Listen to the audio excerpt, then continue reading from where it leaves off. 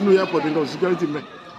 you understand wọ́n lè jí nǹkan nù báyìí anything many things ló lè ṣẹlẹ̀ ní airport gbogbo nǹkan wọ̀nyẹn kò jẹ́ kí ó múlò yẹn wù ká lè sọ pé kábọ̀ lè mọ pé ọmọ Nàìjíríà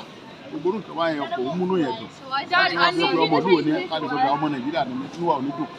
ìdí nìyẹn táwọn òkú kálukọ́ máa lọ́lẹ̀ tí nígbà tí ó bá dẹ̀ ti wọ̀ tí gbogbo nǹkan yẹn ò ti kálukọ́ pín náà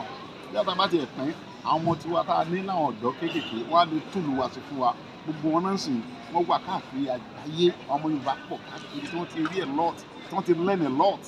tó pé tí wọ́n bá padà sórílẹ̀-èdè wọn ó lè bí ju orílẹ̀-èdè wọn tó fọ́ máa dàbí ibi táwọn náà ń gbé tẹ́lẹ̀ ìdí nìyí tó bá. mo rí i pé a rí Canadian, Egyptian, India oríṣiríṣi ìlú ṣé èdè kan ni gbogbo wọn sọ bàbá mi. ìyẹn papọ̀ jọra wọn rárá how many countries ló ń sọ English àlèkà bẹ́ẹ̀ ló pé 5 kálukú ń sọ èdè tiẹ̀ tán fi ń tún wọn sí ẹ̀rọ àṣà àti owó ìjọba ìjọba kí ló yẹn tó kórè yẹn.